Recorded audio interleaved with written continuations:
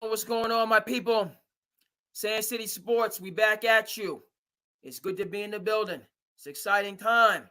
We moving and grooving. Okay, as we do at these particular points in times. Okay, let me just make sure, get my shot right. Everything is good. Hold on, let me move on. My shot right. Shot looks pretty good. Everything is looking like it looks. Okay, shot looks pretty good. Okay, we got to go around the world and make sure, see where we at, see where we at. Okay, I'm not seeing. Hold on. Let me see. Let me see if I can see what I need to see. Oh, very good, very good, very good, very good. The YouTube is live. The YouTube is working with me. Very good, very good. Okay, I don't necessarily. I just need to make sure that it's where it needs to be. All right, YouTube is rocking with me. What's going on, Twitter? Yeah. Oh, yep. Twitter rocking with me. Okay, paid that extra little bit of money. Elon had to get his little bit of money, for my little premium to be able to get down on Twitter. Oh yes, Facebook. Let's get people. I know it's a little bit later. We coming at you a little bit later, you know, but that's when we. No, I'm not ending the live. We just started the live. And we come over here. Come over here. Twitch is good. Twitch is good. All right. Okay. So, yes.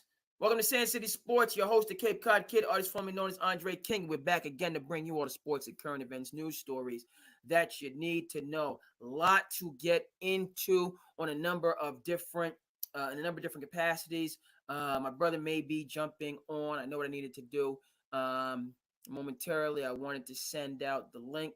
You know what I mean? Just send out the link to just folks that have been slandering me, folks in the fantasy sports league that have been sullying my good name.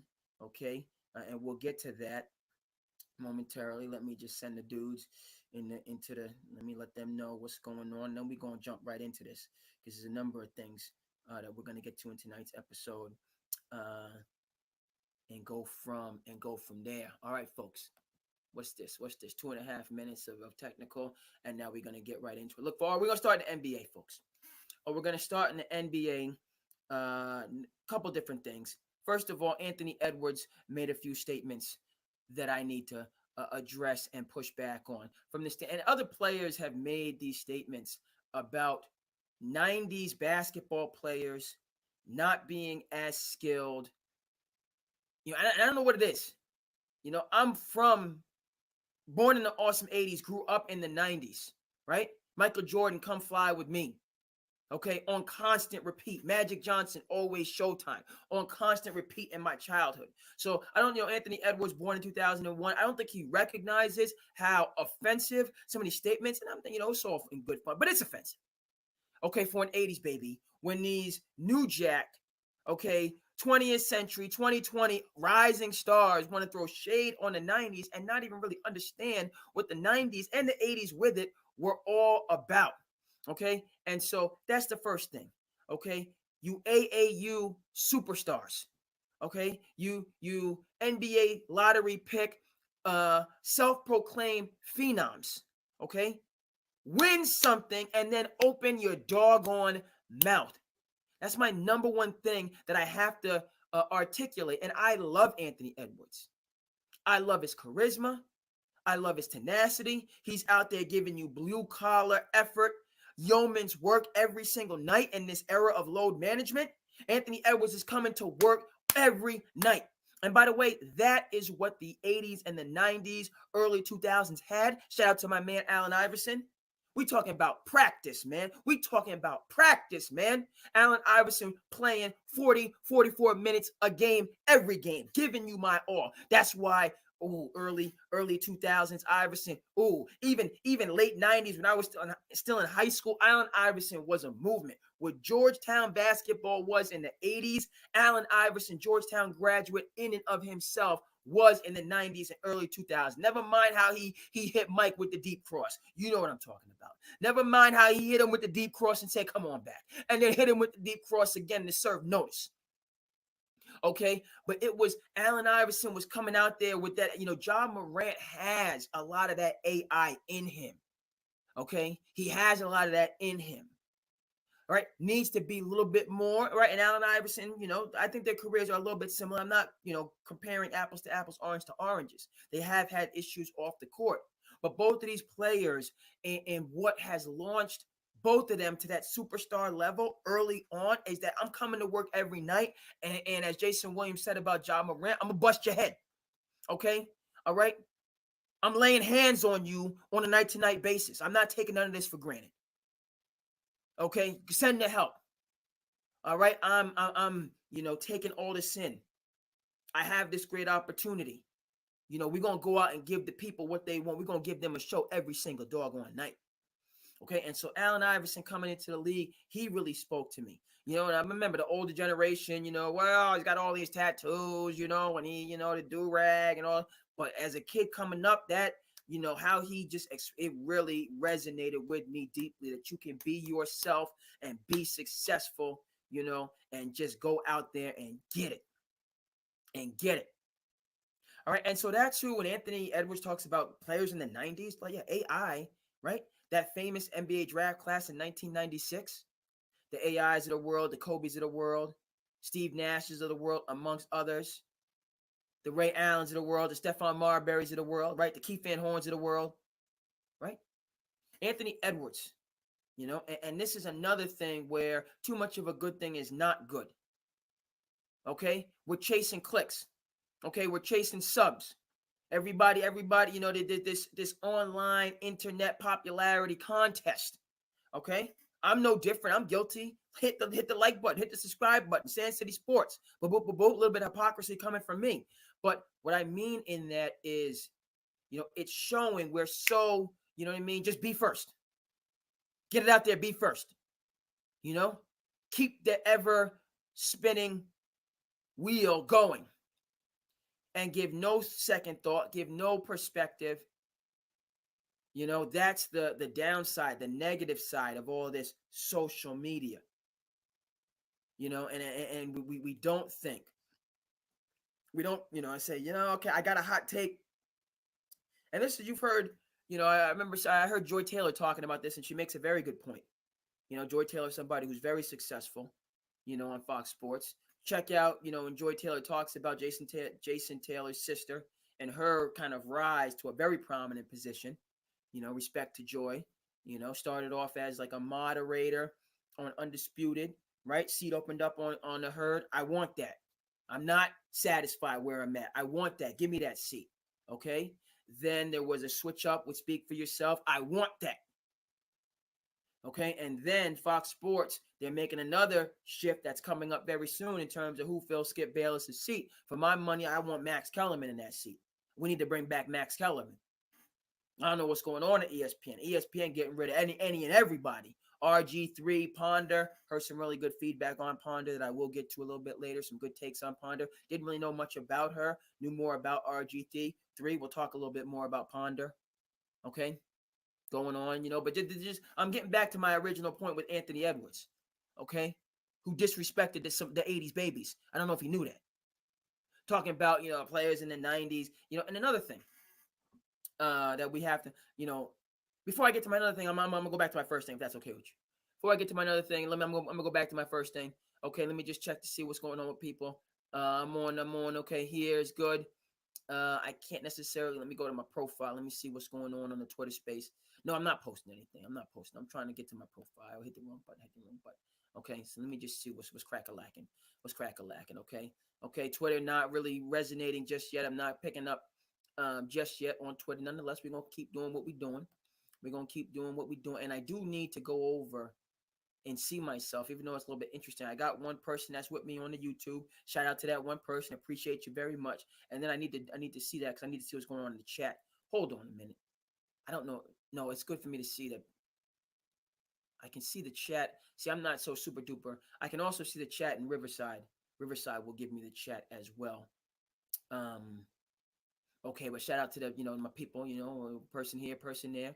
It's all love. I appreciate it very much.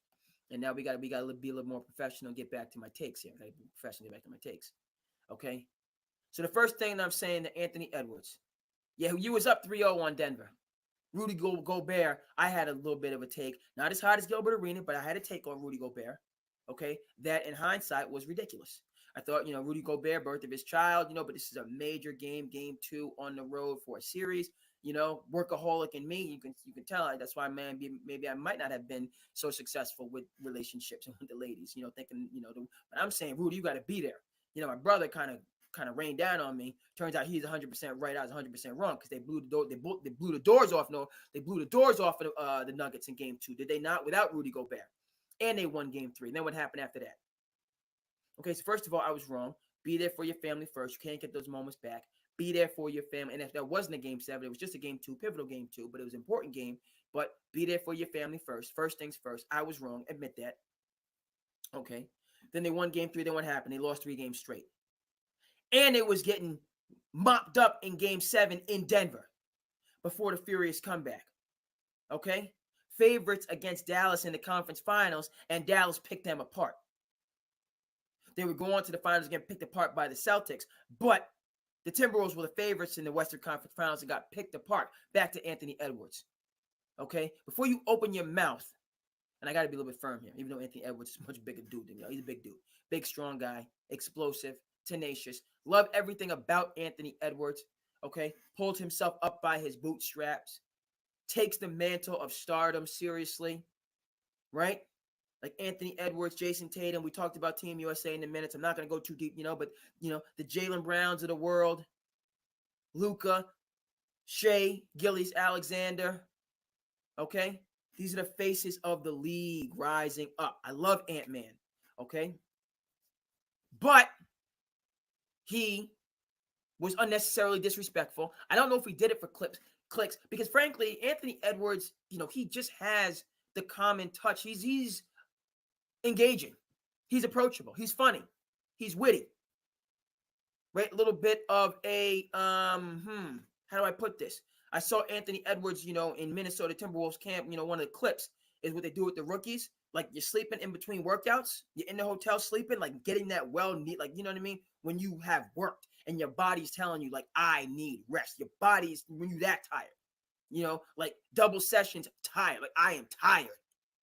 A lot of what the college programs do, and we'll get to college sports, is they have the players sleep at the stadium. You know what I mean? So that's somebody who doesn't get as much rest as he need to. I got to get my beauty sleep. You know what I mean? Even though I'm a little bit older than I used to, I might still be growing. If I get, I'm get some sleep, I got to grow a little bit. You know what I mean? Maybe still make it to the league. You get what I'm saying, right? You need that beauty sleep and that rest in between your workouts.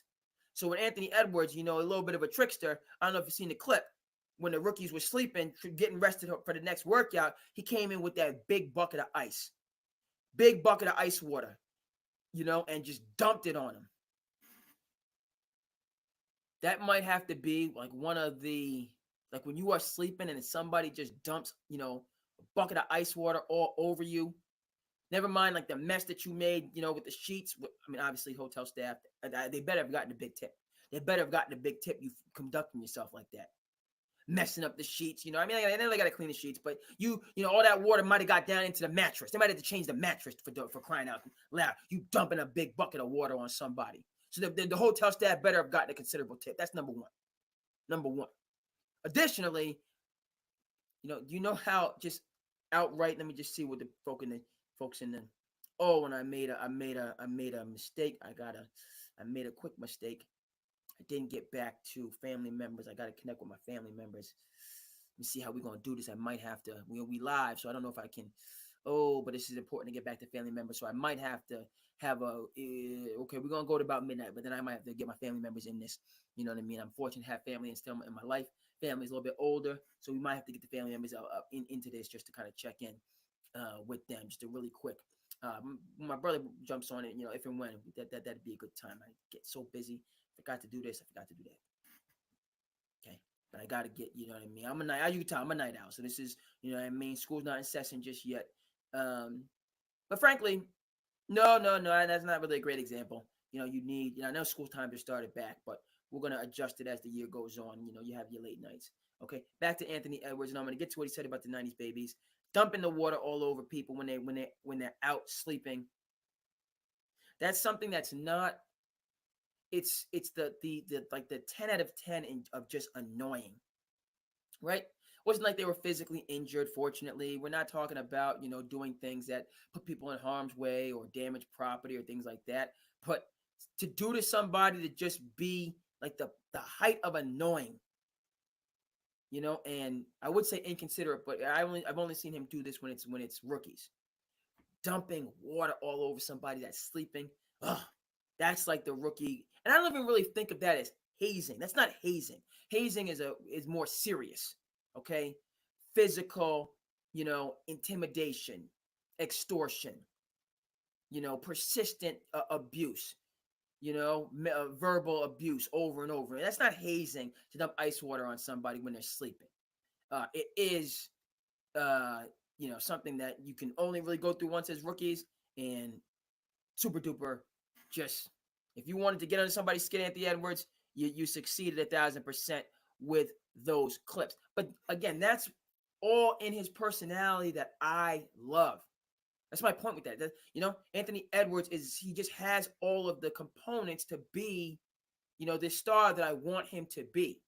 Okay, but when he speaks this way about athletes of a former generation, I got to put my grumpy younger old man hat on and now come back. And this is, again, coming from love. Anthony Edwards, what the heck have you won? Honestly. What have you won? And don't give me this, I'm still young, and yeah, it gets late early. It gets late early. What has Kevin Durant won? I'm going here. Outside of him being on a super team. Kevin Durant and Russell Westbrook made it to the finals early on, right? Yeah, I'm making this comparison. He got his championships on a super duper duper team. He deserves them, so on and forth. I get that. But, right? You think, oh, Durant and Westbrook, they're going to go to all these finals and they're going to be successful and yada, yada, yada. We know Russell Westbrook has been a journeyman. He's been a nomad. My point back to Anthony Edwards, I'm not going for all of this woulda, coulda, shoulda potential because you had a good, you jumped out there and did well early on in your career. It's just going to be continued straight throughout. No, so many stars, young players show promise early, and then their career, frankly, plateaus, and then they don't get back. Am I saying that's going to be the case with Anthony Edwards? All right. Since he spoke about the 80s and 90s babies, what about Ja Morant? In this capacity, different. All right. Ja is trying to come back. But Ja Morant and the Memphis Grizzlies were banging on the door of the Golden State Warriors, talking all that tough talk to Golden State, talking all that tough talk to the Lakers. We next, we here. You old this, that, and the third. We taking over. Where's Memphis now? Shout out to Zach Edey. He's gonna make a difference for them. They're reloading. I was gonna use the rebuilding. They're certainly reloading and nowhere near the top of the Western Conference. And Ja Morant, bang bang on the door. Okay, tumbled all the way down to the bottom of the Western Conference. Where the Sacramento Kings? Had the year, right? Pushed Golden State.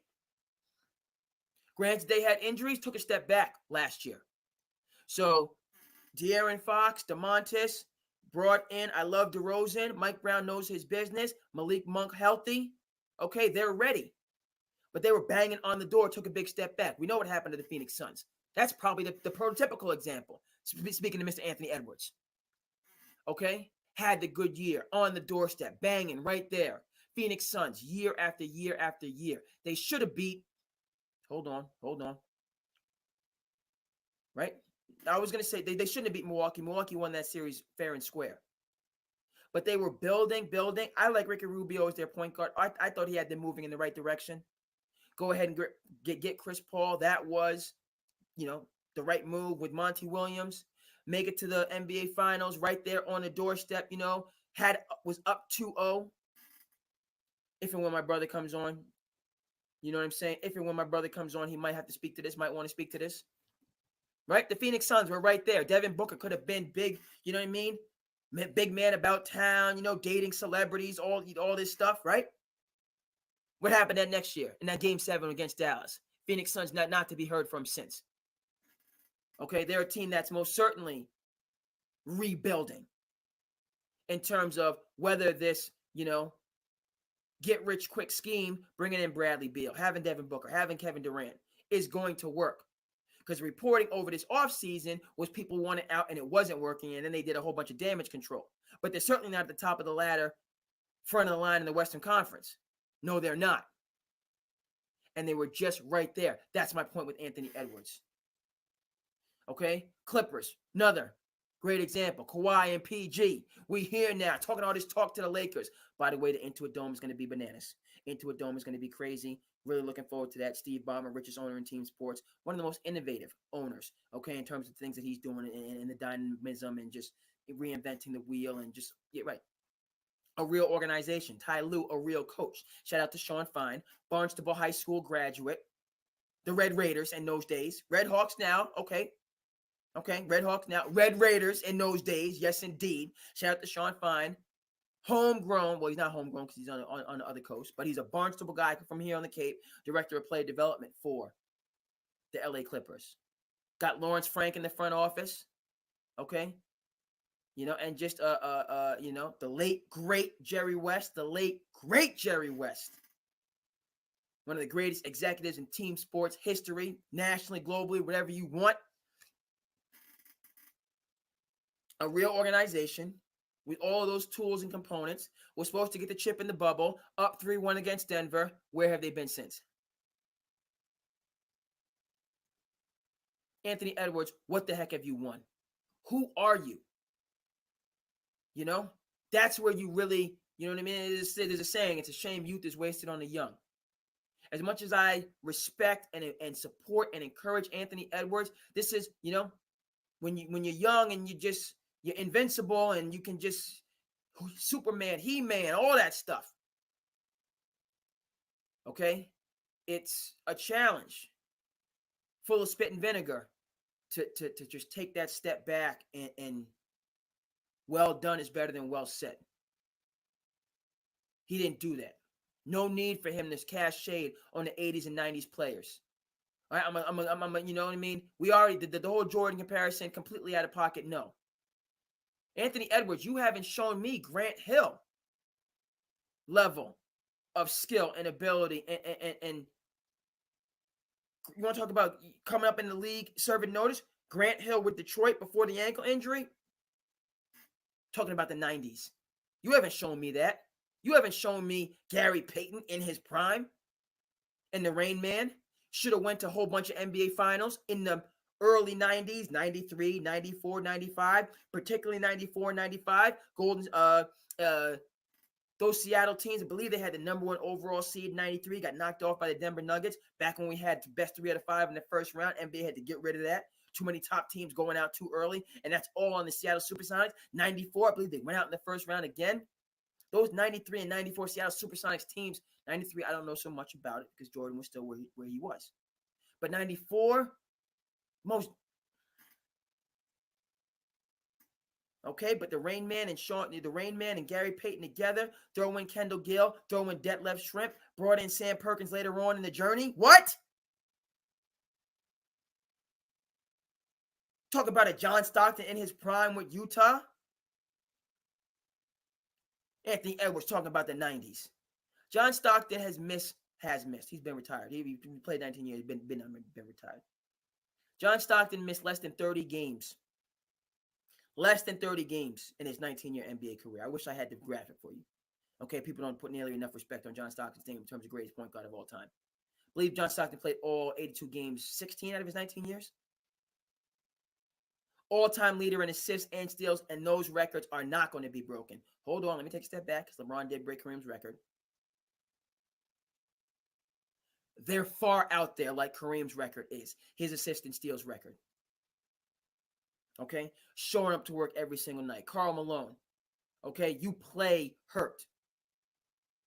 Driving the 18-wheeler in his free time. Okay? Watch yourself when you talk about just casting shade on the 90s. By the way, hit that like button.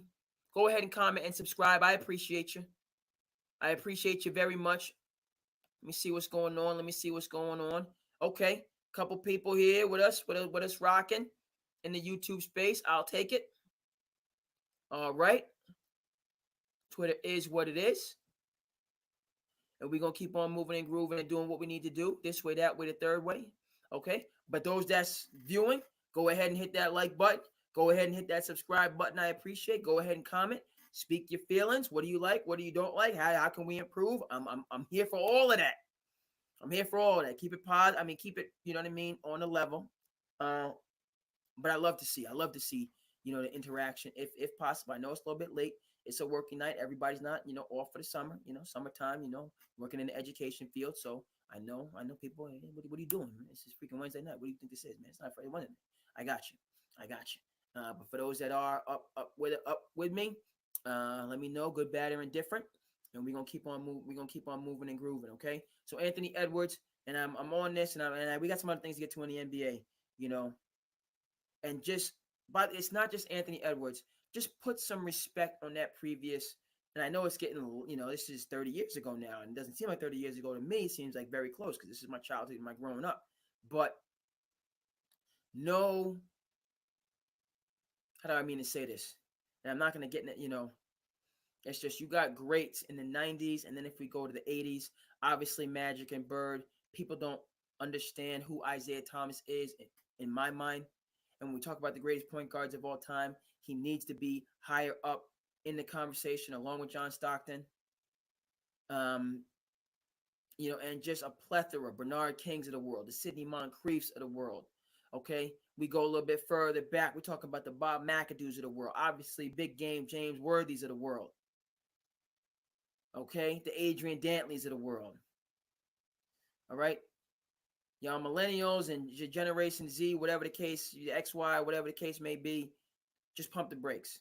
Because this game of basketball that you're playing right now and all these, superficial stats, I said it, that are being compiled in this two-hand touch, world of sports, okay, factor that in.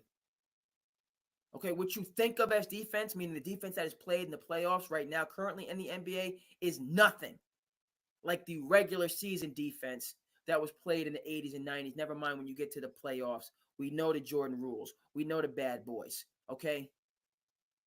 Okay, just knocking your block off literally. Fist fights on the court literally. Kurt Rambis clotheslining Larry Bird. Larry Bird hooking off on Kareem. Kareem hooking off on Robert Parrish. All these stats that you guys are getting, crying to the referee because somebody was in your, general vicinity. You have no idea. Not modern players have no idea what it means to get a bucket, what it means to be a bucket. Pump the brakes. No idea. And you sound just all these easy layup, open, uncontested shots. You know what I mean? Crying to the right. You go, you initiate the contact, you do a triple backflip somersault, you scream at the ref and get a technical foul.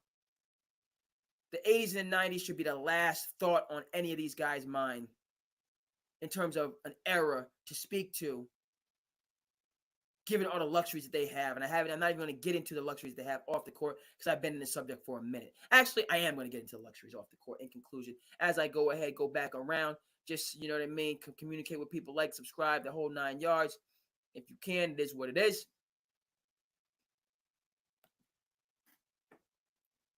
Okay? Flying in charter jets with all the accoutrements and all the, you sit in the seat. They got the, I got one right now with me. You know what I mean? I picked this up from LeBron, right? For your back. You have this in there for your back. When you sit down, all the players, they sit down on the bench, they have these accoutrements. I got them too, okay? You know what I mean? This gives me a little bit more height in my shot. I actually have, I used the neck. I got a good neck that I use for my back as well. Don't have it with me right now. 80s and 90s, your flying coach. 7-footer, right? Can you imagine? 6'8"? That was normal. 6'7", you talk to tall people just in general, and they talk about how difficult flying is. Somebody like myself, a shorter person, can't really understand that. And folks, I mentioned this. I have to do. You got it real quick. I got a real quick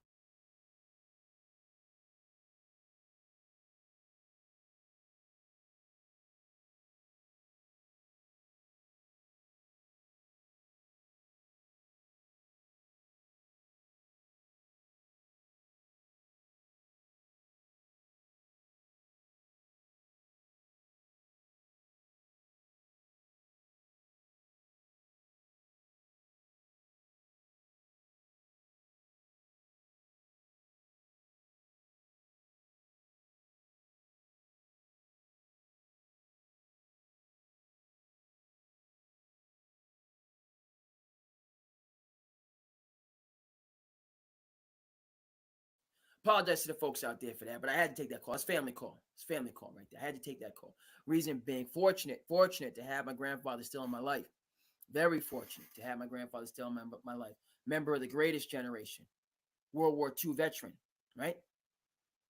And you can kind of see how I get my night owl type of vibes, and I'm a night owl, and some night owls in the family. But this is generally, talk to my grandfather every day. A great fortune and benefit to be able to do that into my middle age, right? Unbelievable treasure. And as I said, for those of you who might have been, what's up, bro? What's going on, bro? How you doing? What's up, bro? Can you, I can't hear you. Can you hear me? I can hear you. Okay, I'm not sure why I'm not able to hear you. Let me see. You're using... Hold on.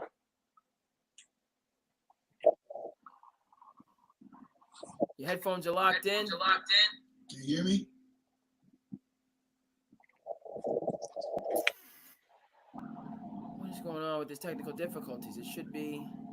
Can you hear me? Hold on. Your volume, hold on. Your Mike. volume is not coming through.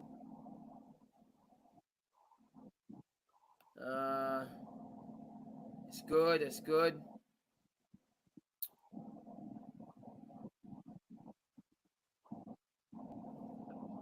Hold on one second.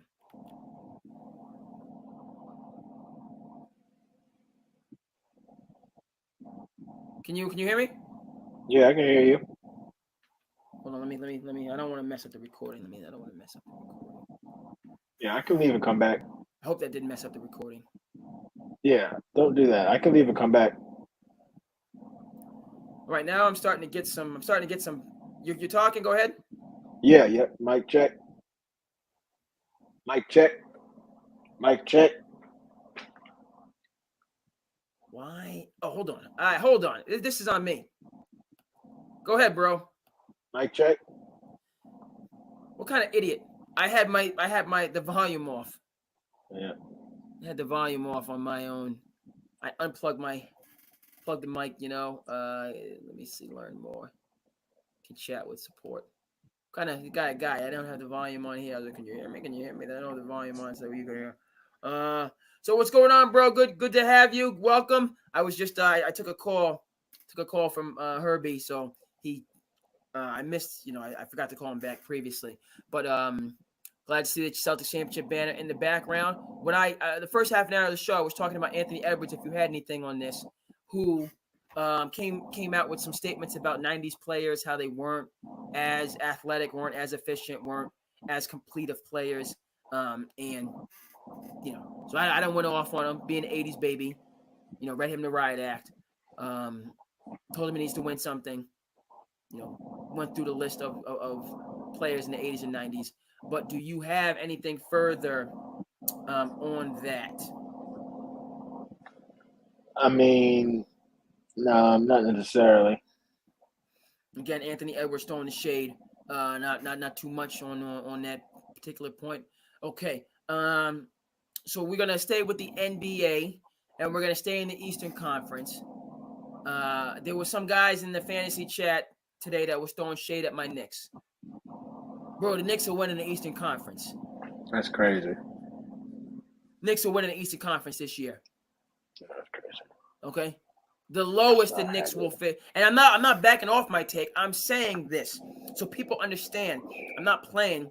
My Knicks are winning the Eastern Conference this year, meaning the regular season. I mean, let me qualify the regular season. I didn't mean just going to the finals because, All right. But my shot is good right now. You can see what I'm pointing to. You are. That is a good shot. You are pointing to the Celtics in the championship. Your shot is innovative. Okay. And respect. I respect the poster. All right. So we don't need to talk. We got something else for you. All right. You don't even need to talk about it. All right. The decorations in the apartment are stellar.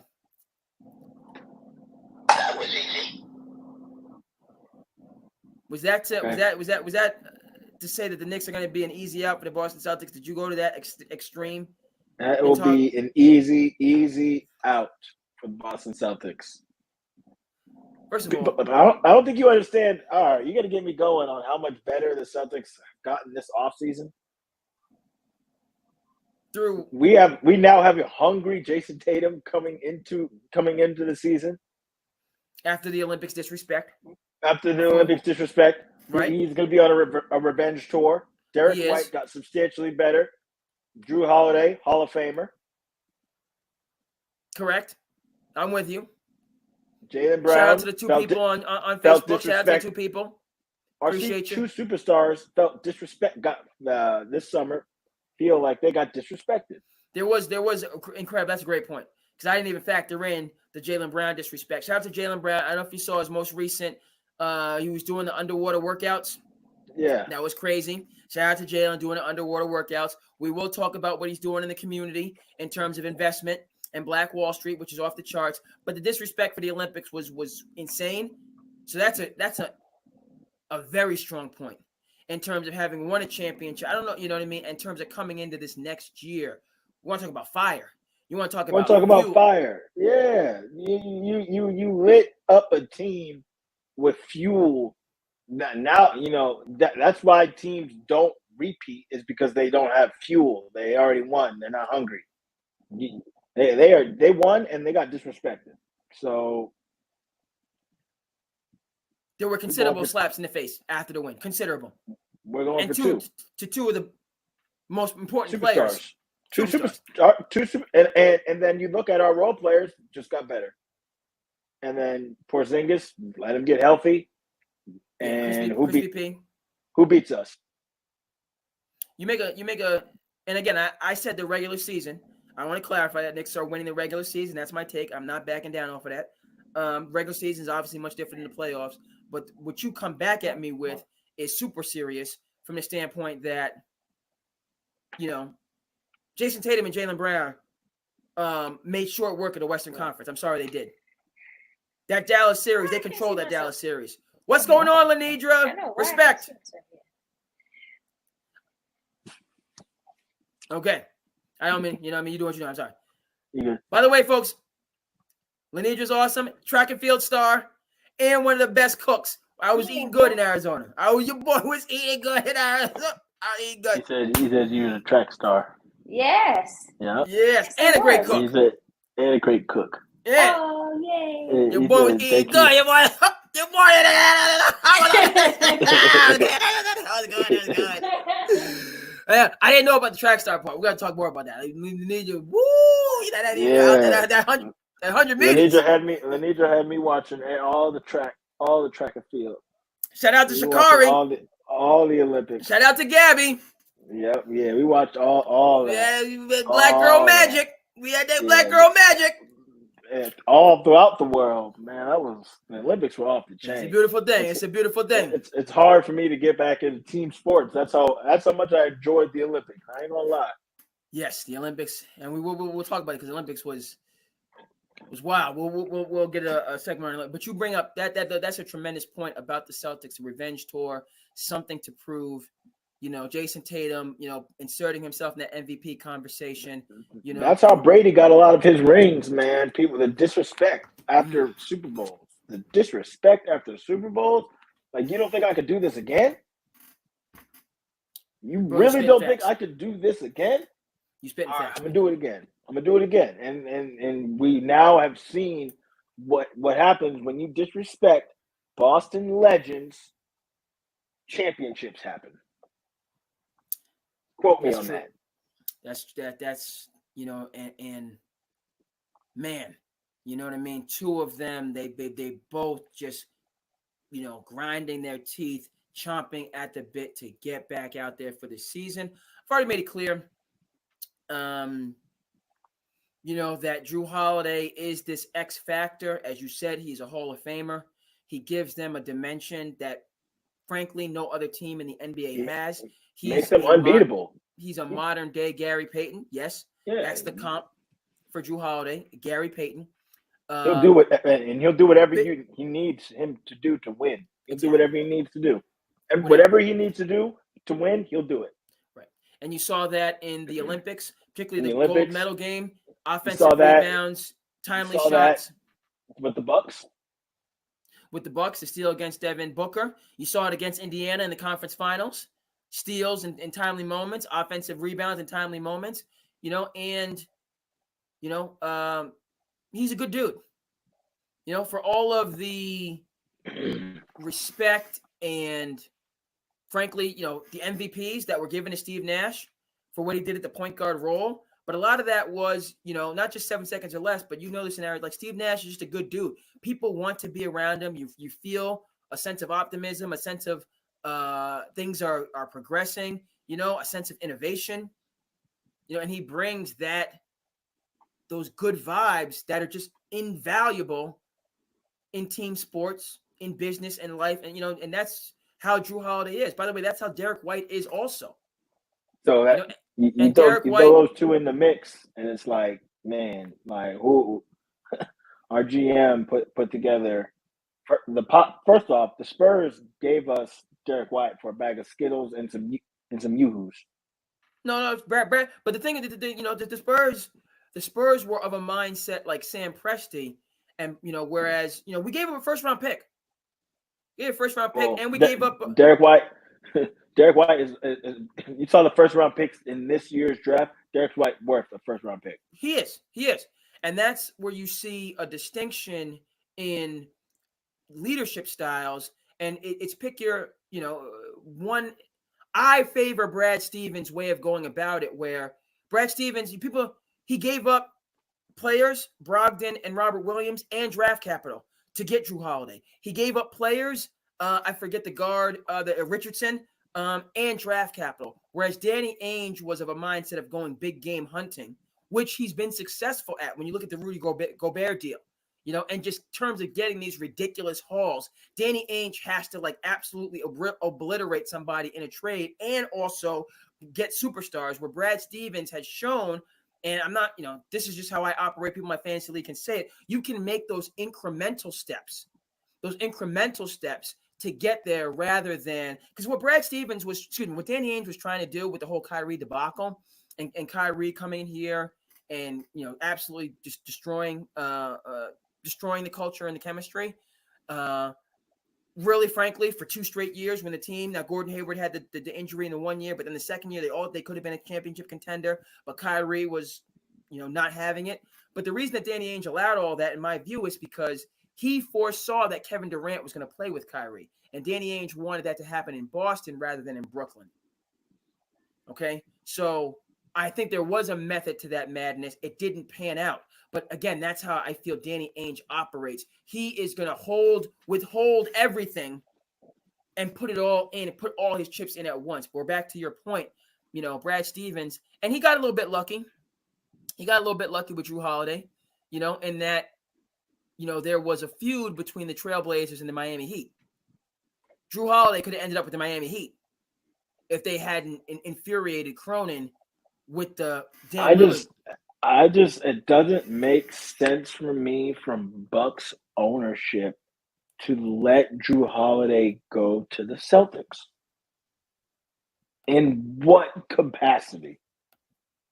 True, but the Bucks had given up that right because he was with Portland Trailblazers at this particular point in time. Oh, so, he was with the Trailblazers at this point in time? So the Bucks. So once they traded him. Yeah, to me, they made their era in terms of what they had to give away to get Dame Lillard.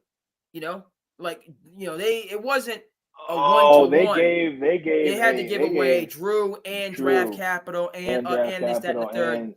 And Drew was gone right when Celtics saw Drew go. Okay. Yeah, Brogdon, and there was an Robert opportunity. Williams. Pat Riley could have swooped in there and gotten Drew Holiday, and things would be much different. But I think that I don't think that they were hearing any of the offers from the Heat at that particular point in time. And so Brad Stevens had the chance to make, that first best offer. And Drew Holiday, wants to be in, and he just kind of swooped in there. And re-signed immediately. Yes. that man re-signed the second month in Boston. Yeah. He'll finish his career in Boston. Yeah, and now we go from a situation with the Celtics. Listen, I'm a Marcus Smart fan. I think he's great with Memphis. He's gritty. He's a grinder. Marcus Smart's not a Hear he's me not a this. point guard. He is not a Hear me point guard. this. Hear me this. You do not be surprised if Marcus Smart ends up back on the Celtics. That Do that's a true not be that's a true surprised. flex, and I think you're on the right track.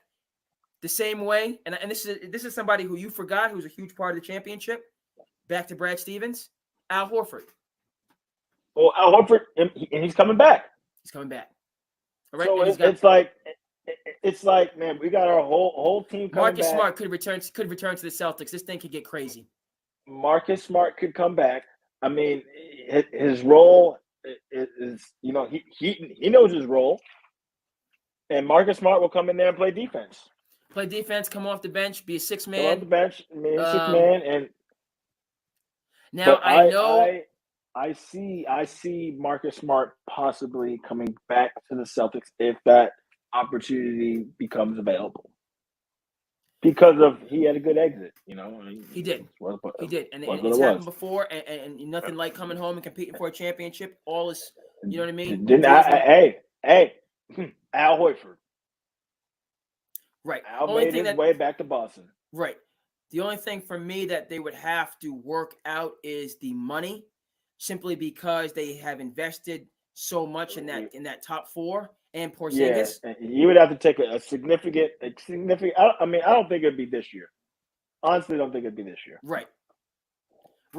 Not happening this year. I don't see that. I don't see that move being made this year because Celtics really don't need to make any moves right now. I don't think. I think our team is kind of set. With chemistry wise and role wise, so I think we're going for the repeat. I just see if that opportunity becomes available, Marcus can come back. Maybe for the he's not a mid-level exception player, so I'm not even going to say that. But once he gets to that point of his career, I will not be surprised when he ends up in Boston. Duly noted. And to that point, I also think the Celtics will have the opportunity at the trade deadline to get further pieces with guys who are chip chasing, who are willing to take, like a veterans minimum or whatever. There's opportunities to improve your roster, to get some of those savvy veteran players, i.e., I know Gordon Hayward retired, but that would be the type of player who, could do a sign and trade, and sign with a team for, even though he's retired, you'll get a good piece that can help you on the championship run at the deadline. And so that's still in the realm of possibility. Okay, so the Knicks, as again I said, and I'm sticking with this, will be in the conversation to win the Eastern Conference during the regular season. Yes. And the reason why, no, because Yes. I feel like the Celtics are going to go a month where we don't lose a game. Just like we did this year. We're going to go a month where we don't lose a game. Okay, point taken, revenge tour. But my Nova Knicks, please. My Nova Knicks, La Cosa Nova together, Brunson, Hart, Devo, Bridges, we're coming. Andre, the East goes through Boston. It does go through Boston, and I'm not. So that's But after Boston, the New York Knicks are on the doorstep. You could battle with the Sixers. We're gonna smack the Sixers silly. We're gonna smack the Sixers silly. I said that. You could battle with the Sixers. Okay, and the reason I'm saying we're going to smack the Sixers silly, the Knicks can beat the Sixers healthy, pound for pound. Bring it on. A healthy Sixers team. Joel Embiid healthy, Paul George healthy, Tyrese Maxey, who's a dog, healthy. They have got guys, Kelly Oubre in the mix, Buddy Hield in the mix. They're a Nick Nurse. Sixers have a squad. They have a squad. And they have a good coach. Yeah. Daryl Morey knows what he's doing. We're going to smack this. No, hold on. Smack is that's a lot. Daryl Morey is their GM. Let me put some respect. New York and Philly. Let me put some respect. The Sixers. Now we're saying healthy. We're gonna assume health. Same thing with my Knicks. We know that Tom Thibodeau is playing people minutes, and we know that Mikal Bridges wants all the minutes. We know Mikal Bridges does not miss work. We know the Nova team does not miss work. all this nonsense about Tibbs running guys into the ground. No, I asked multimillionaires to show up to the best job on the planet. That's what Tibbs is asking you. Show up to the best job on the planet and work hard. That's all I ask. Okay, and that's what the Knicks do. Julius Randle had a freak injury. He hasn't been injury prone when he's been with the Knicks. He just hasn't performed during the playoffs. So count on Julius Randle being there during the playoffs. The last OG, he gets injured. We gotta watch the last OG. He can't play. The last OG can't play more than 65 games. I said it. We gotta rest him during the regular season. He got hamstrings. Hamstrings, this, that, and the third. He got to be rested. He's got to be rested, right? Okay. Mitchell Robinson, he's got to be rested. You know, we lost Hartstein. I'm glad Hartstein got all his money, but these guys need rest. Okay. La Cosa Nova, Bridges is going to be there. Hart's going to be there. Devo's going to be there. Jalen Brunson can get his rest. We got something for the Sixers. We got something for Milwaukee. We got something for Indiana, who's going to be there. I know. I'm about to pick him up right now. Indiana with the health. So Dre, I hate to cut it short. It's okay. Dinner just got here. Oh yeah, man. What you doing for dinner? What you doing for dinner? Dinner is taco night, man. Taco night, boy. It's not Tuesday, but it's not Tuesday. I'm sorry. I don't mean we got people sleeping. My bad. Wake it up.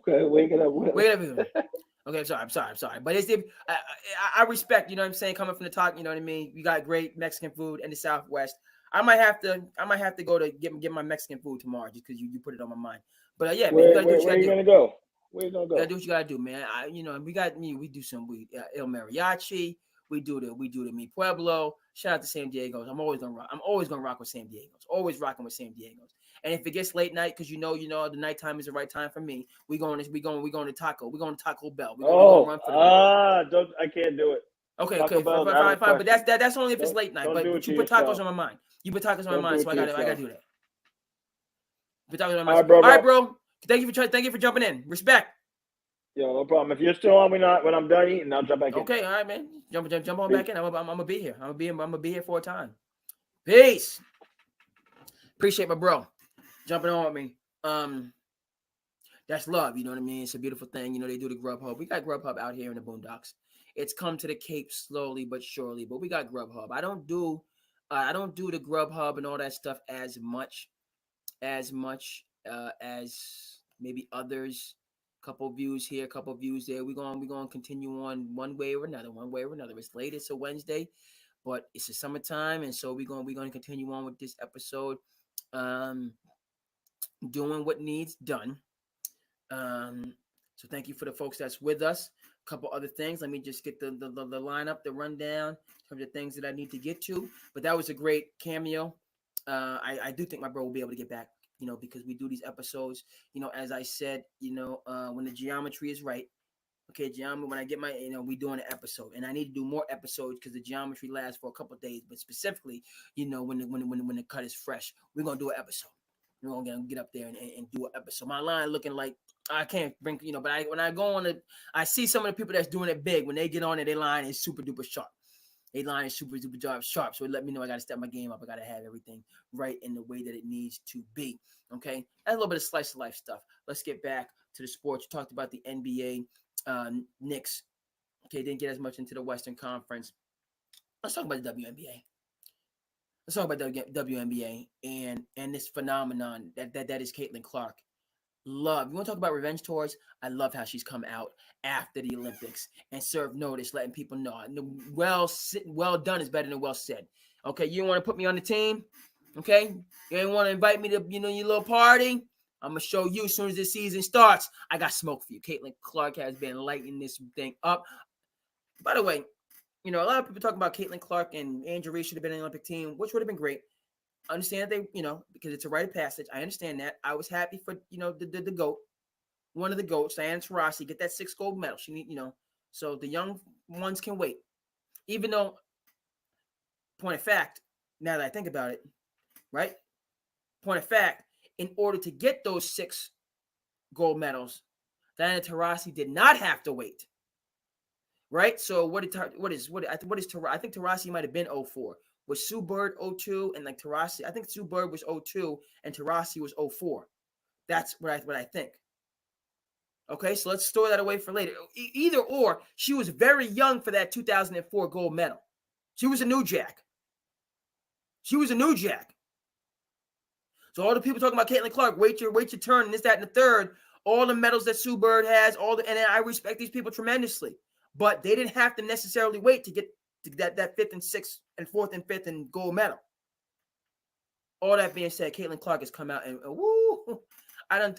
First of all, right? Just Caitlin Clark, handle your business. Caitlin Clark, Angel Reese, Aaliyah Boston also top of the list to be on the next Team USA. I just love this. People are, the stands and they playing great ball. And Caitlin, she struggled early on, but Caitlin Clark is reminding me of, frankly, in terms of how she reminded me a lot of Luka. She reminded me of Luka. Just straight up. Luka Doncic, year 1, we just made it clear that, you know what I mean, I'm here. Respect me, period. I know y'all feel some type of a way, this young kid and whatnot, you know what I mean? Like, go back and look at, I'm making this comparison. Larry Bird, like when he first came into the NBA, he's just, and I think culture, race, whatever plays a role in this, you know what I mean? And Larry Bird was like, yo, I'm tried and true, bro. I'm from Indiana. I'm from that state. I took Indiana State to a national championship game. Indiana State, never been heard from since. They got a freaking, what do they call him? Kareem Abdul-Jabbar, the player for Indiana State, going out there getting it, right? Larry Bird, early on in the NBA, and again, I see a similarity there. Larry Bird used to battle with Dr. J, was battling with those Lakers. Culture had a part to play in it, but don't take nobody lightly, ever. Caitlin Clark from Iowa. You know what basketball means in Iowa? We know what baseball means. Shout out to Field of Dreams. You know what basketball means in the Midwest? What? And you going to look at me and just because I don't fit a certain prototype, think that I'm soft and I don't deserve to be here. You can get buckets. Caitlin Clark is giving folks buckets. Work. I love it. And you seeing some of the shade that's being put out there, people bumping into her for no good reason. And what is she doing? Giving you more buckets. Take that L and stay in your feelings. Okay? Have that sleepless night. Okay? And see me all over social media. Enjoy all of it. Keeping those receipts. Ooh. That spoke to me. I was one of these that was like, you know what I mean? Young buck, you got to earn. Caitlin Clark, okay. How they done come out of this break? I don't know where the Fever are. If they have a chance to make the playoffs, that'd be great for them just to be in the mix. And, they're shaking some things up right now. I love it. Team is playing better, and right, Indiana, like Aaliyah Boston, from the Commonwealth, Boston. You know what I mean? Right? You know what I mean? National championship. And it's crazy that these two are on the same team when really, let's go back, folks. South Carolina was supposed to beat Iowa. This whole Caitlin Clark legend might, frankly, then never have gotten off the ground if South Carolina handles business in that game. Yes, I said it. And now for them to be on the same team, 2 incredible stars. Ooh. And again, you know what I mean? People want to talk about revenue. People want to talk about basketball. People love and support the WNBA. There's just no two ways about it. If you're a hooper, if you love hoops, you support, respect, appreciate the WNBA. There's no two ways about it. None, period. You saw Jason Tatum and Drew Holiday at the Connecticut Sun game. A couple of our local Cape Cod Warriors went out. They had a Connecticut Sun played at TD Garden, all right? The local sports, the Stars of Tomorrow went out to the game. It was a beautiful thing. Got a chance to go on a court and meet the players. Awesome. Okay? So just across the board, basketball people, and then, right, LeBron. We know the late, great Kobe Bryant was at those UConn games. Gia, right? Girl dad. Even if Kobe was not a girl dad, he would have still, you know what I mean? Supported. So the WNBA right now, we got some storylines. We got some narratives. We had, yes, we, the basketball community, one of the best WNBA finals in history last year with the Aces and the Liberty going to Game 5 in New York. Down the stretch, go back and watch that game. It was bananas. The shot making was insane. How these ladies was balling. This year, the Liberty looking like they ready to get that championship. They hungering for it. Breanna Stewart returning to the Empire State. Pride of Cicero. Breanna Stewart, the pride of Cicero. Upstate New York, come get it. Out there, Syracuse, Binghamton, Rochester, come get it. Into the frozen Northland.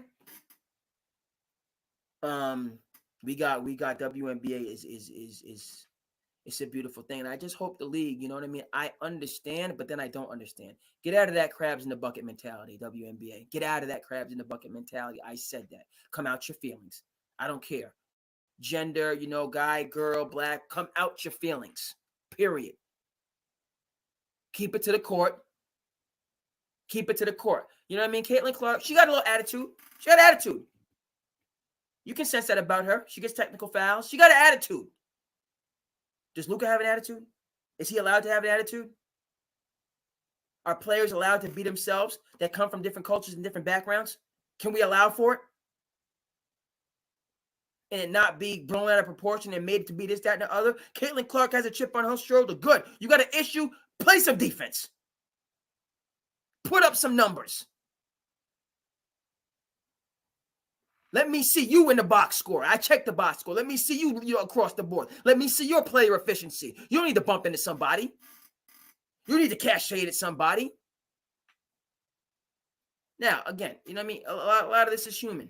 You know what I mean? I'm not telling people, you know what I mean, but for the great, you know what I mean? Do unto others, all that stuff.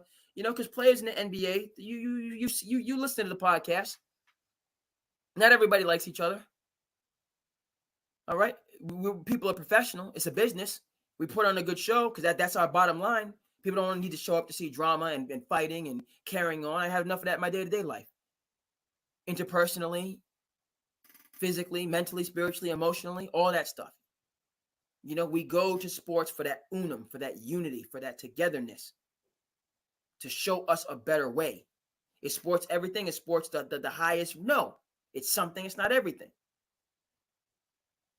You know what I mean? But what I'm getting to this, is that, players you cannot like, other players, and that's just human. Okay. But it doesn't, anyway, you get what I'm saying. I don't think it's gone. A little bit of it is, and Caitlin Clark's not this darling, in a glass castle, by the way, which is a great book. Check it out.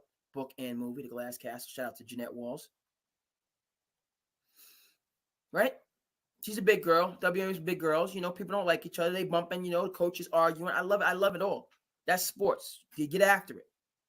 All I'm saying is don't let the yelling and the screaming and the carrying on, confuse you about what your job is, and that's to go out there and ball and win games. And all this issue, you got an issue. Caitlin Clark is handling business, and you look foolish and petty and small and ridiculous out there chirping at Caitlin Clark while she's handling business and getting wins. You look stupid. You got an issue with Caitlin Clark, win some games. Equal her numbers, play some defense. But it's preposterous when she continues to take the high road and her play speaks for itself and people stay in their feelings and, no, that's not the way to go about it. Go out there and match her level, okay? And what's being shown is quite hard. Luka, for all of his, and Luka's Luka. But being Luka, he delivers. Took the Dallas Mavericks to the finals. Over the Denver Nuggets, over the Minnesota Timberwolves, over the Phoenix Suns, over the LA Lakers, over the injured Sacramento Kings. So we allow Luka to be Luka, have the attitude, talk to the refs, throw his hands in the air, because bottom line, when the lights come on, he's ready. Caitlin Clark is ready. She's thorough. Okay, so get on that level first. Okay, and then once you're on that level, you won't even really have any need to really, you know what I mean? You don't have to, once you won, then it just speaks for itself, and you can just, right? Success speaks for itself. What do they say? Why do I need to punch down? Why punch down? I'm, you know what I mean? I'm occupying all this, that's how, right? That's how successful people are. Well, so-and-so said this about somebody. So, yeah, and they said, how LeBron said, you can keep talking about me, living your life and, the day-to-day grind. I'm going to keep living the life that I live, jet set life, Ibiza life, business life, investment life, social justice life, voter registration life. I promise they need to get their grades up, but still, you know what I mean? Life. I'm locked in, dialed in, doing what I love, making a positive difference. And meanwhile, you're, how do we do? Over, talking about what I'm not doing. Wow, what are you doing? You just, you doing all this and not moving forward in any way, shape, or form. What is that? Okay. That's my rejoiner for, WNBA players. Step your game up. Caitlin Clark, I tip my hat. How you done come back from this Olympics serving notice. You know what I'm saying? Like, you would have liked to see this, okay, when you had that scare against France in the gold medal game. Okay, but we're gonna see it the next Olympics, and it's gonna be a beautiful thing. Okay, folks, we're gonna move over to the NFL now as the season starts. I'm holding on to summer. I'm holding on to summer for dear life. I don't care. Okay, shout out to the YouTube stream is strong. We still going on the yep. Hold on. Okay, good. We done switched over on Twitch. It's strong. We on the Facebook. Everything is good. Everything is everything, and we in the groove right now. It's a beautiful thing. I love to do this.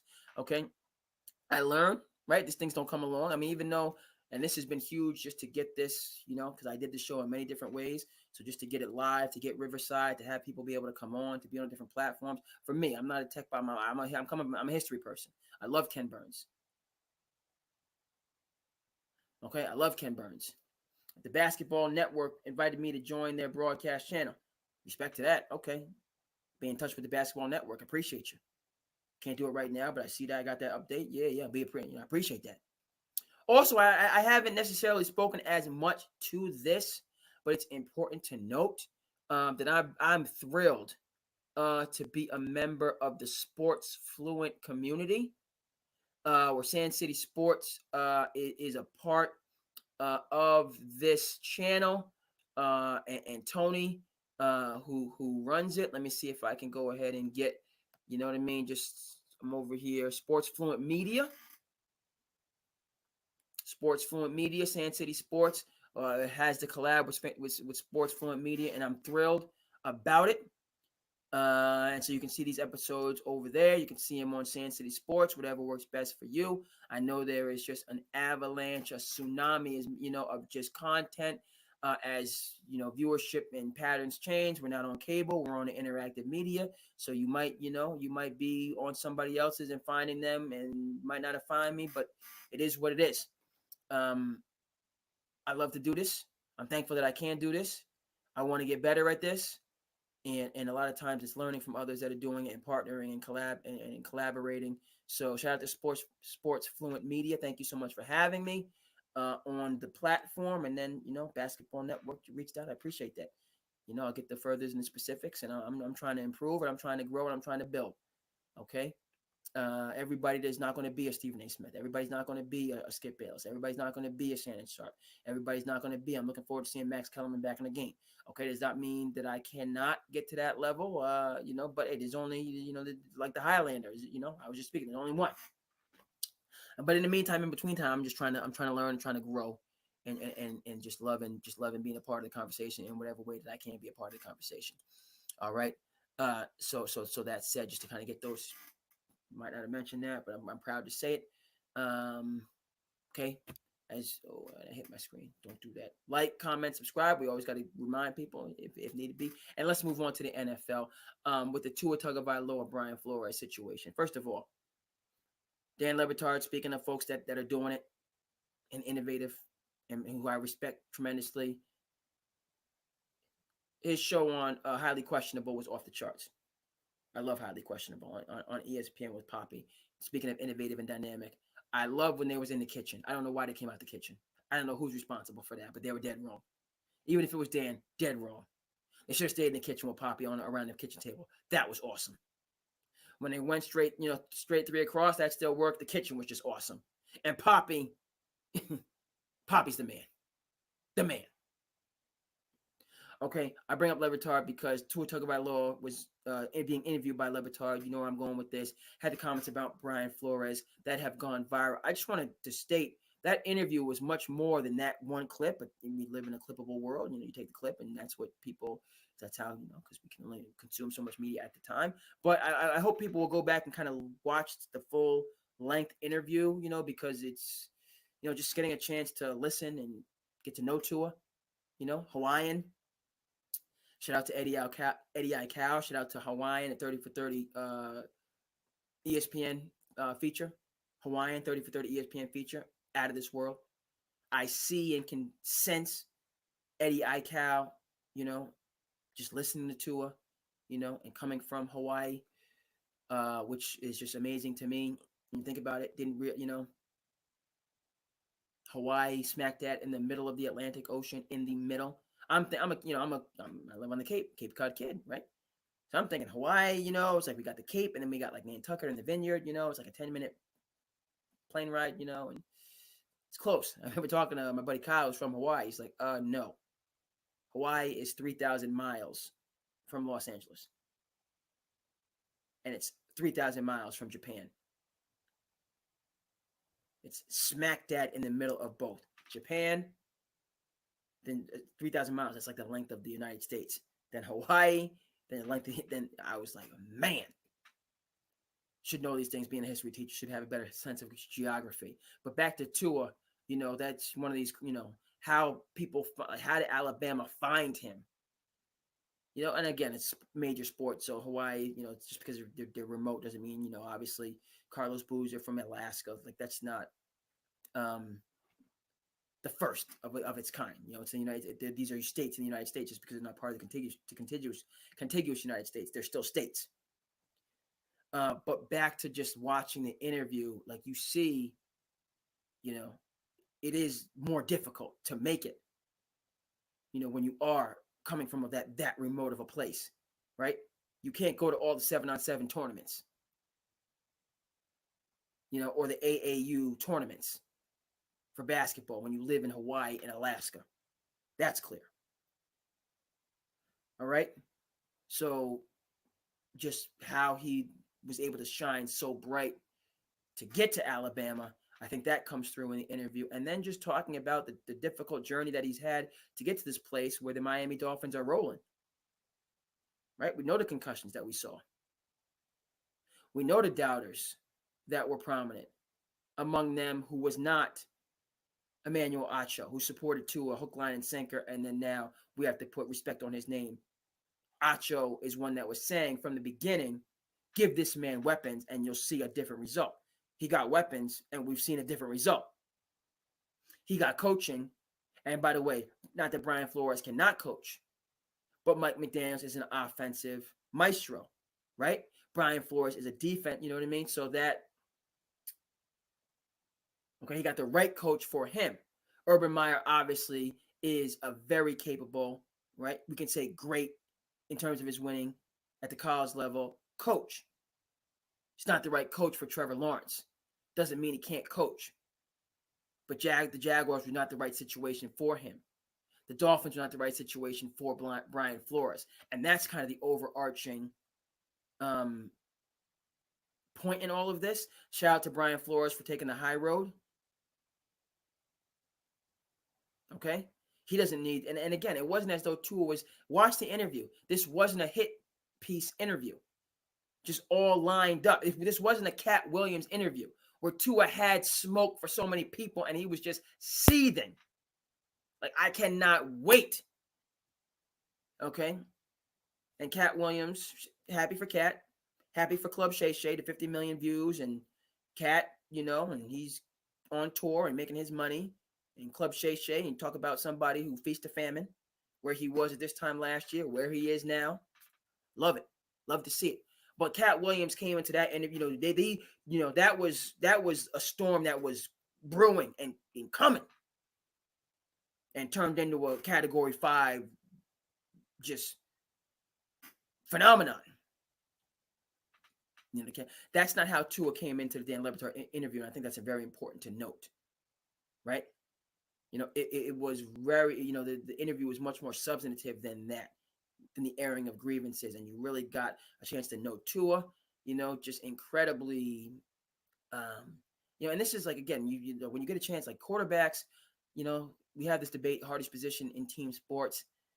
You know, shout out to the 30 for 30 executive producer, Peyton Manning. I saw parts of it, not the whole thing. Quarterback, you know, like what it takes, you know, to be that general, which they are. They're the generals of their football team, and what it, you know what I mean? All the, you know what I mean? If this guy, you know, if this person would have supported me, I could have been this at the third. And we see that for most people is, you know, you are what your record says you are. That's very true for me. I've done some things well. I have a lot of challenges and struggles that I have to improve on, period. It's on me. It's on me. Shout out to Rounders. All right. John Turturro. All right. Joey Knish. You did it to yourself. Shout out to Rounders. 1998. Okay. Indy Classic. Matt Damon. John Malkovich. Ed Norton. John Turturro. Okay. Don't come to me talking about, you know what I mean? You know what I mean? You did it to yourself. You did it to yourself. Period. Right? And that's what we see when we, like quarterbacks, the hardest position, the highest arc and trajectory to stay attached to be a starting quarterback, to be a consistent starting quarterback, to be a great quarterback, the time that you honestly have to put in to get that right, to shine under the brightest of lights in the NFL when everybody is watching. Okay? When the stakes are so high, when the parity is so much, you know, NFL, one season, you know, it just, that tide. Now we've had these dynastic teams, the Patriots, the Chiefs are well on their way. But generally the NFL, it just turns over every single year. And so like with Tua, you know, you see that, right? That, you know, man, you know, that quarterback position is just, you know, he brings it home. How he handles all these things, you know, just composed and dignified, you know, in terms of the process that he goes through. You know, you're happy for those people, you know, that are able to you know, and then, you know, there's, you know, this is one of the things, you know, they're extremely successful, and then they're exceedingly like well adjusted. You know, that's what people say about Adam Sandler. Quick aside, a lot of asides here, but I don't mind. You know what I mean? Please let me know if you can't stand these asides, but this is how I kind of do what I do. You know, Adam Sandler, you know, he has a home on the Cape, you know, makes movies on the Cape, and you just like every person I talk to, like he's just a cool dude. Sign the autograph, pay for everybody's meal when he goes out to eat. You know what I mean? Just generous, you know what I mean? And just wants to kind of give back and have that, you know, walking around with a polo shirt, you know, with a collared shirt and some basketball shorts, going out there hooping, you know, diming people up. Very successful, very well adjusted. That's what I came across from me with Tua. All right. And the comments that he made with Mike, you know, and I think the greater argument, and by the way, I'm happy for Brian Flores taking the high road. He's going to continue to do a good job as the defensive coordinator for the Vikings. They're obviously a team that's had just all these injuries, and it's going to be a step back for them. But, you know, he's a guy that deserves another head coaching job. Never mind the lawsuit. He deserves another head coaching job. And I said that. NFL, please. You're on your way to a $25 billion, $30 billion valuation. You're constantly renegotiating these TV deals to get more and more and more money. Only thing that can get butts in seats is live sports, and you are the dominant live sport by the large and larger margin. You're gonna work. You know, is Brian Flores gonna even? What he's gonna get $1 billion? No, he's not gonna. You know, the lawsuit and granted. You know. We'll talk about another classic film, 25th Hour is a Spike Lee classic. Brooklyn's Finest, Antoine Fuqua, right? We know Training Day. If you like Training Day, you have to see Brooklyn's Finest. There's just no two ways about it. And put some respect on Antoine Fuqua's name, okay? Put some respect on that man's name. I was going to get political there. I'm not going to do it. I'm not going to take that bait. But Antoine Fuqua is just a director. I'm kind of interested to see what he's doing, where he's been. You know, I don't. You know, the media landscape has changed a bit, but just an awesome young director who happens to be Black. Check out Brooklyn's Finest if you enjoy Training Day. It's not about right and wrong. It's about righter and wronger. It's not about right and wrong. It's about righter and wronger. That's the Brian Flores situation with the Miami Dolphins, whereas he wasn't the right coach for that team. He was a good coach, a very capable coach who happened to be black that deserves another opportunity to be a head coach. But he was not the right coach for Tua Tagovailoa and that team, and that's just the facts. Steve Wilkes was not the right coach for Kyler Murray and the Arizona Cardinals, and that's just the facts. It's incredibly unfortunate that these capable, dynamic, deserving African-American coaches, coaches of color, are getting these bad deals, shakes, whatever you want to say. 1 year you give me or 2 years you give me, and then I'm out and I got to get back in this coaching carousel again. I would feel the rage that Brian Flores had in relation to that situation. He is justified with his lawsuit, and I respect so much the Pittsburgh Steelers for putting their actions before their words and bringing him in and keeping him in the NFL family and saying, no, this man is going to have a place just because he quote unquote, right? You know what I mean? This is what it comes down to with the humanity. Meaning, you know what I mean? Even though these guys are millionaires and billionaires and they need each other and they do well, good, you know what I mean? But the human nature in us, you can't talk to me like that. Do you know who I am? You can't speak to me like that. That's the real offense. When human beings get into that unfortunate DNA and history that we have. You know, we do things that we have the intellectual capability to know are not correct, but the emotional side of it overtakes it. You can't talk to me like that. Who is you? Do you know who I am? I got to teach you a lesson now. You have to know your place.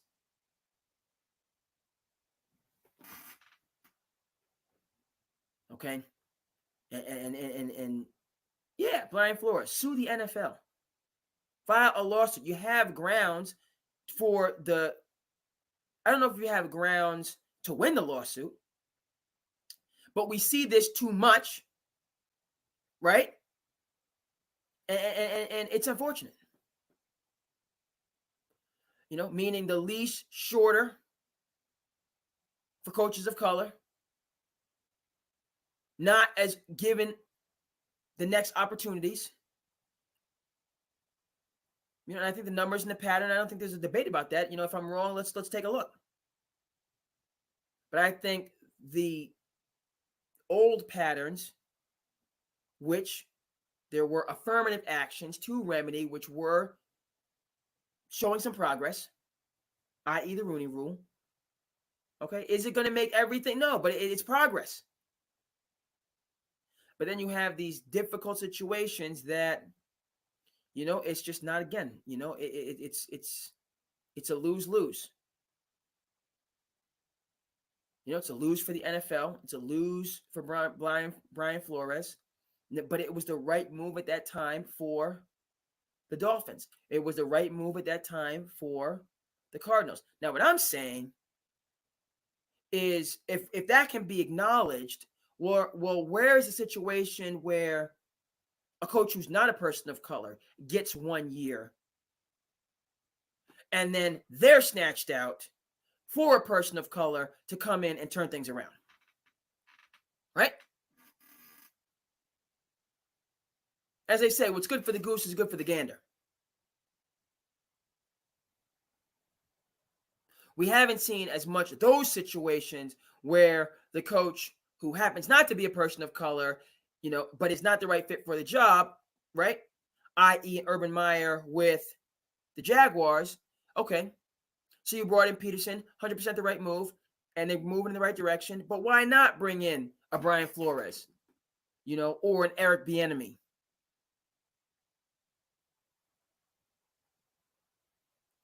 To have the opportunity to lead those teams, or whoever the deserving African-American coach in the college ranks is. You know, we're going to have to talk about Colorado and Deion Sanders. Okay, as I'm moving and grooving and we on doing what we need to do right now. Okay, I'm in a little bit of a groove and we're going to keep moving and grooving. We on a late night tip. All right, and we're just going to keep on keeping on and check, you know, like and subscribe if you're so inclined. If you're not, that's your business. Okay, you have every single right to do so. But that's my view on the Tua Tagovailoa situation. It's that, first of all, it's not a hit piece, not a hit campaign. That's just not what it was. His statements, got to Flores. Flores took the high road. Love that. And again, the essential, but it is for me. The essential, I think, lesson, is that's a big. What am I trying to say? The Patriot way works for Bill Belichick and the Patriots. That's what I'm trying to say. The Patriot way worked for Bill Belichick and the Patriots. But Brian Flores and his relationship with Tua, specifically, I can't speak to overall and what happened in Miami, but specifically the relationship with Tua and how he coached and connected to Tua. All right? That was the Patriot way not translating from New England to Miami. And that has been a consistent theme throughout Bill Belichick's career and is instructional for everybody, right? The apprentice to the sensei is going to have to find his own approach. The sensei's approach works for the sensei, the teacher, the sage. But the disciple, the apprentice, the student is going to have to find something in them first to lead them in their next opportunities rather than duplicating what was successful and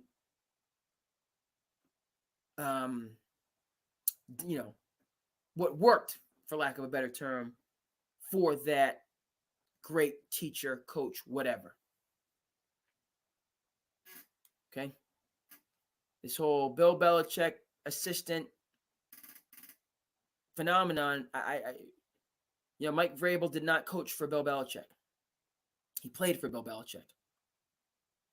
And then he went on and was a very, and he's been a very good coach, I think. I say very good because they went to Baltimore and knocked Baltimore out of the playoffs in the year where Baltimore was favored to win a championship. They went into New England and knocked the Patriots and ended Tom Brady's career in New England. Last pass was a doggone interception. We don't like to remember that, but that was the case, right? Mike Vrabel did this, having not coached and had a long coaching career. He just understood the game and played for a great coach and then came out and has been successful. Whereas like your longtime Belichick people have not been successful on the NFL level. So, as head coaches, coordinators, better. All right. Okay. NFL, and again, not being, the football, the guru, but at the same time, I want to, talk about sports, give my honest takes. These, I'm no, like some of the people I follow, you watch the herd, these guys are dialed into football on a whole nother level. Myself, learn, appreciate, but then the storylines and narratives are what I gravitate to. I can't tell you who's going to cover any spread or know the up and coming defensive tackle or right guard. But when we grow and can learn these things. Where am I going with this? As we noted before with any given Sunday, I got my eyes, like many people, DeMeco Ryan, year 2, the Texans. Okay. Can you take that next step forward and continue to progress, or is it going to be a plateau type of situation? Gerard Mayo with the Patriots. Not about how you win, okay? Not about what I'm trying to get at. Not about that you lose, it's how you lose. And maybe you're starting, but listen, there's going to be some losing in New England this year. I've said, I'm going to continue to say I like what I've seen, even though it's the preseason. This team is going to battle. This team is going to improve. This team is going to stay together. All right. And it's not going to be the winning, and we know that. They only won 4 games, by the way, last year. But building up a culture, a structure, a forward-looking hopefulness, that's what I'm pegging Gerard Mayo to do this year in New England, and I am firm on that. I will stand by that. They're going to lose to the Bills. They're going to lose to the Dolphins. They're going to lose to the Jets. They're going to lose 31-21. They're going to lose 21-13. Right? They're going to lose 45-32. They're going to be in these games battling, competing, improving, progressing, right? Scott Brooks, those Oklahoma City teams, we're not losing. We're learning how to win. That's what I'm looking forward to. And with DeMeco Ryan, the Texans, just to stay hungry, stay humble, and can they get in there, right? The Kansas City Chiefs, the heir apparent, can they win that game? Okay, let me go ahead and check. Let me go ahead and check right now. Let me check the Texans schedule, right? That's what I'm so hopeful for. Frankly, root for DeMeco. Okay, Colts, Bears, Vikings, Jaguars. That's a favorable early season schedule. Okay, Colts, Anthony Richardson, he's young. Bears, again, young.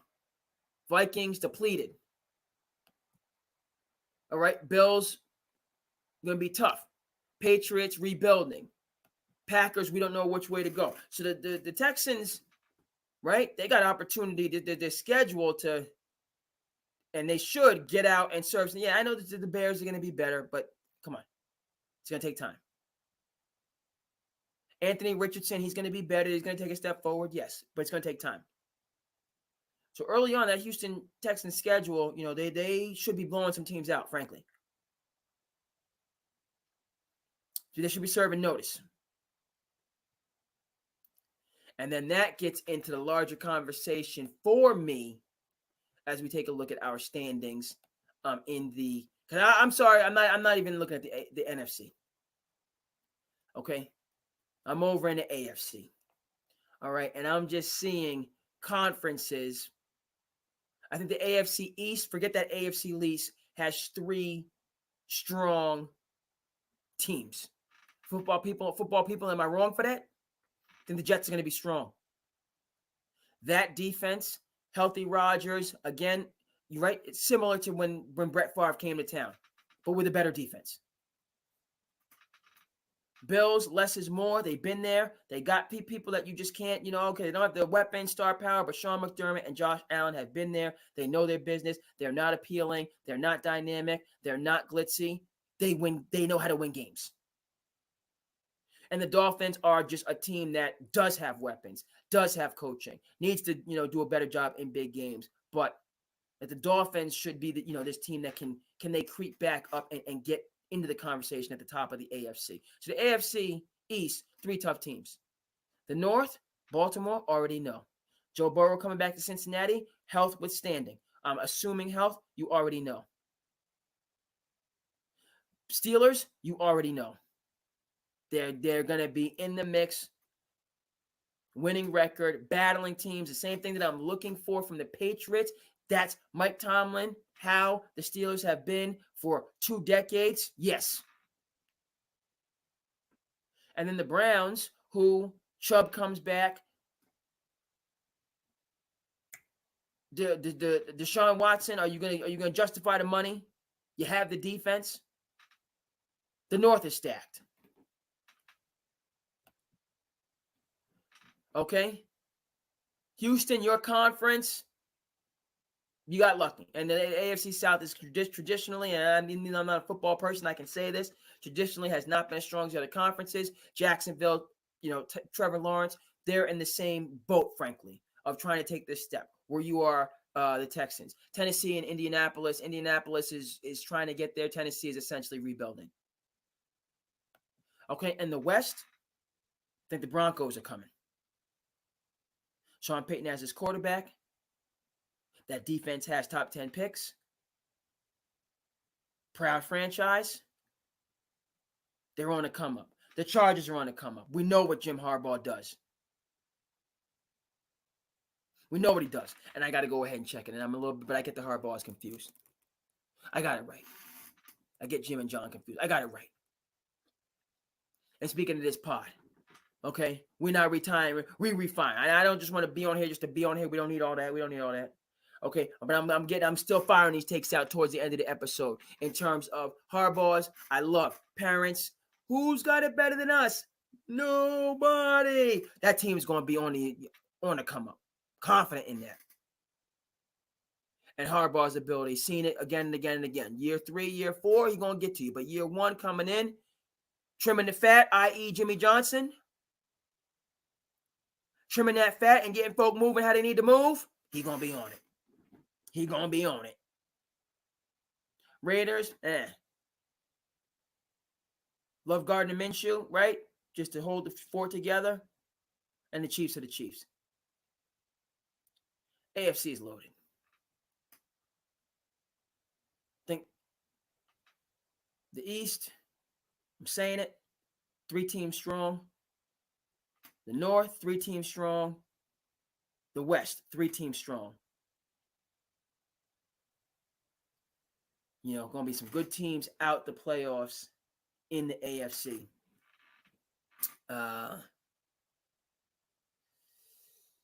And so back to the Texans, I'm hoping, you know, but that's even, you know, those waters are just treacherous, right? It's just treacherous waters.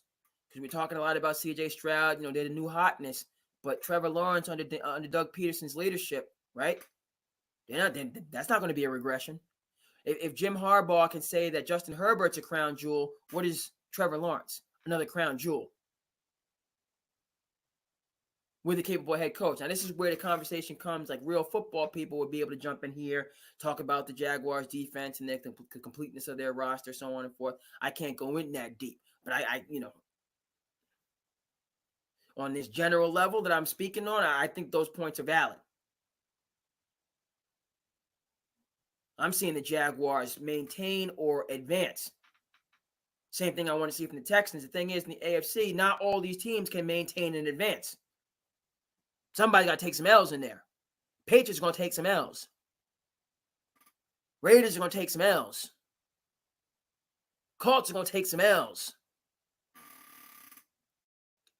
You know, but what about these upstart teams? The Browns, are they ready to get a win or two? The Steelers, are they ready to get a win or two? The Bills, can they get some wins? The Chargers, can they get some wins? The Broncos, can they get some wins? Right, that's what fascinates me about the AFC. You know, and I think it's uncertain, right? It's uncertain to me whether the cream is going to remain on the top. That's what I'm saying. The Chiefs, we know them. We know Mahomes. We just assume.